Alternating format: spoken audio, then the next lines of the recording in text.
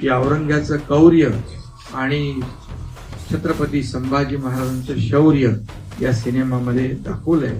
याला सिनेमा म्हणावं की काय, एक महापराक्रमी योद्धा राजा त्याचं खऱ्या अर्थाने जे शौर्य आहे, त्याची शौर्य गाथा आहे ती जगासमोर आणण्याचं काम या ठिकाणी या सिनेमाच्या माध्यमातून विकी कौशल आणि लक्ष्मण उतेकर यांनी केले, त्यांच्या टीमने केलेलं आहे. छत्रपती शिवाजी महाराजांचा आदर्श घेऊन छत्रपती संभाजी महाराजांनी राज्यकारभार केला.